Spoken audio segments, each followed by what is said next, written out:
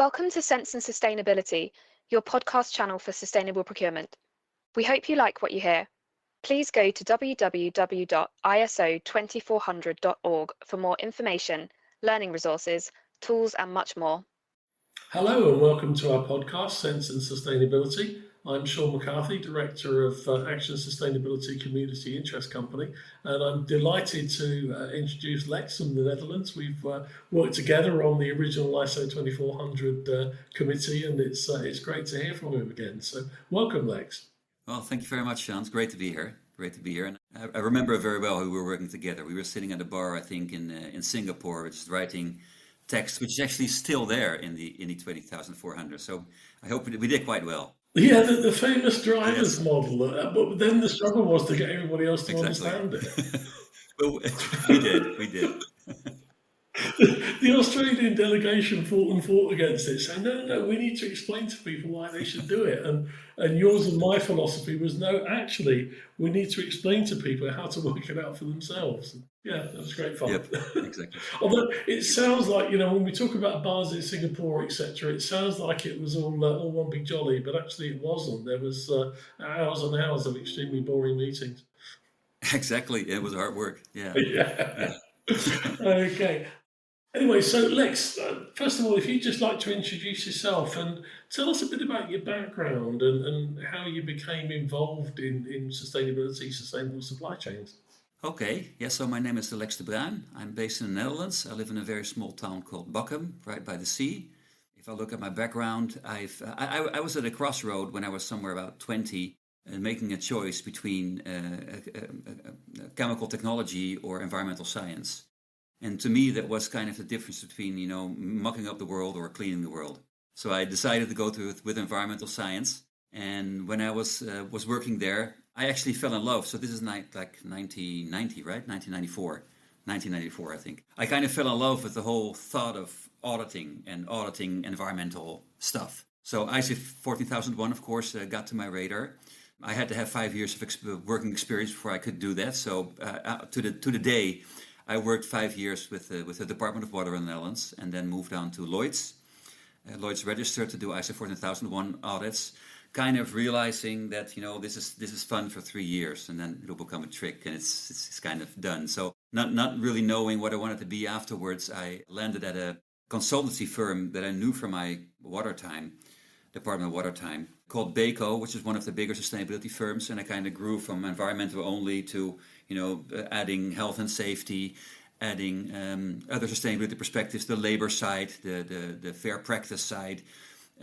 Got involved mainly into strategy type of consulting jobs, where we will be helping companies to decide, what's important and why.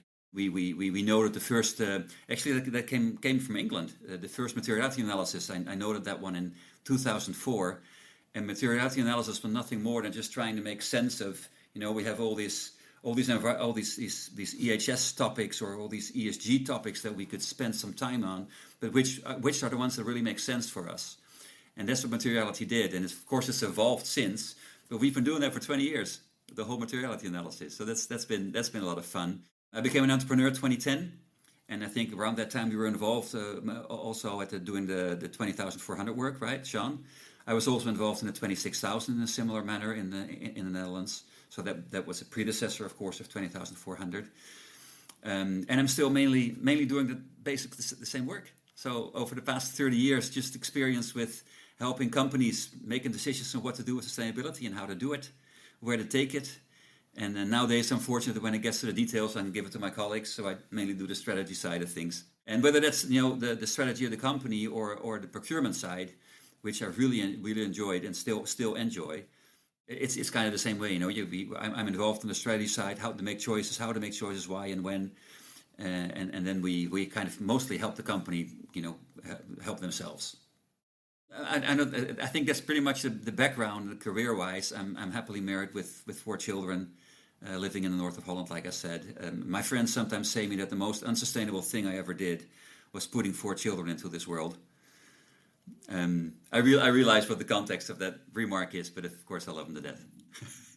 Of course. It's interesting actually, because there are some parallels with my background as well. I mean, I'm a little older than you, but I got into I got into quality assurance and total quality management and all of that sort of thing way back in the 80s, and the what was BS 5750 that became ISO 9001, and then BS 7750, which was the environmental management, which became ISO 14001. So yeah, I was involved in audits and that type of thing, because it like you, it kind of fascinates me how you work with suppliers in the longer term.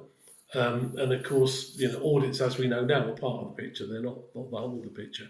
But it's yes, I kind of got fascinated by how things work and how things work with suppliers.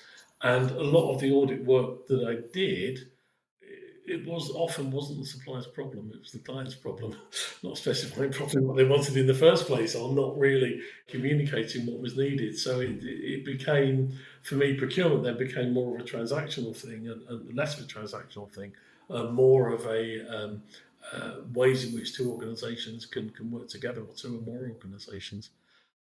I think there are, listening to what you're saying, there have been a few, forming occasions in my life regarding the career, and one of them was that when I was working at Lloyd's and I was doing all these audits every day, and I would be in a room with the management team at the end of the day, and after a year I kind of got worried, because I said to my boss, I said, I'm with this management team in every day, but they already know what I'm going to say.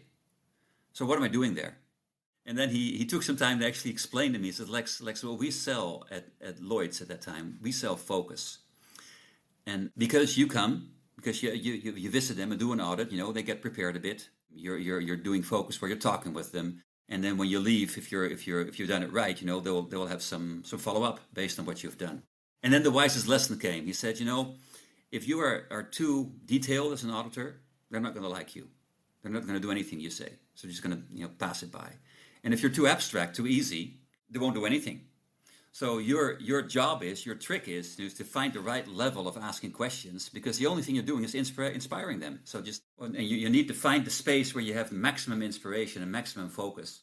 And that really changed my outlook on auditing, where many people see that kind of as a compliance instrument, but it's not. It's a focus instrument. I think another defining period was working with Coca-Cola in Atlanta, and I really appreciated Michael Porter's theory of shared value, because I could see it live every time I was there. Any project I touched on with Coca-Cola had a very big, giant business case behind it.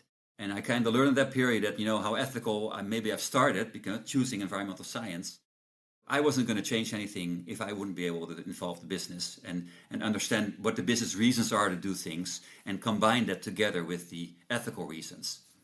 So I guess becoming very effective, learning from Coca-Cola, like I say, a lot of my time is spent built on strategy, not so much on the ethical consulting side, asking ourselves, why do we do this? How is this going to help my company? Is this going to help my brand, my reputation, and my people? Will they get scared if I don't do anything? Will they run away or not want to work for me? What do my clients want?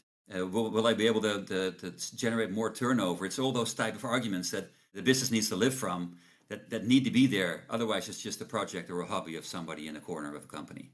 Yeah, that gets us into this whole topic, as you say, of communication and getting messages across, and the right messages at the right level. And I completely agree. And I've got a few of my own stories about that. But it's just, when you were talking about it, it reminded me of my time working on the London Olympics and being the arbiter of the truth on sustainability in London 2012. And we got to this point where they were going to build the aquatic centre on the Olympic Park, and they were going to put 2 megawatts of HFC cooling into the aquatic centre. And this was being designed in 2008, 2009, obviously for the Olympics in 2012. And I sort of went off on one and said, look, guys, you cannot call yourselves the most sustainable games ever if you're going to put 2 megawatt of HFC cooling into your aquatic centre. It ain't going to work. And I took it all the way up to the chief executive of the Olympic Delivery Authority. And he said, well, and at every level I went to, they said, yeah, but we've already designed it. It's going to cost us £2 million to redesign our aquatic centre around a different type of cooling. And it was like, well, not my problem. You designed it wrong in the first place. I'm here to tell you that you really cannot call your Olympics the most sustainable games ever if you go down this path. And eventually I got to the chief executive and he said, well, look, Sean, this is beyond my control. But you're the bloody chief executive. Yeah, but we've done it. I recognise that. Understand that it's wrong, but you need to take it to a higher authority. And at the time, my reporting line was directly to what was known as the Olympic Board. And that comprised the Mayor of London, the Minister for Culture, Media and Sport, the Chief Executive of the British Olympic Association, and the Chief Executive of LOCOG, which was Sebastian Coe, Lord Coe, who's a bit of an icon in the UK and a national treasure because he won multiple Olympic Games in the Olympic gold medals in the 80s. It's exactly what you're saying. When you have time to talk to a board at that level, you get a couple of minutes. That's all you're going to get. So I explained the situation and, made my case. And the Mayor of London at the time was Boris Johnson. And Boris, I don't think was really kind of paying attention. He was always all over the place, but he kind of had a mind like a butterfly. He's a very intelligent man, but his mind goes all over the place. So he suddenly kind of tuned in and looked at me and said, well, what does all this mean then? I said, okay, what I think it means is there's a very high probability that Greenpeace will be dancing up and down on the roof of your aquatic centre on the day of the opening ceremony.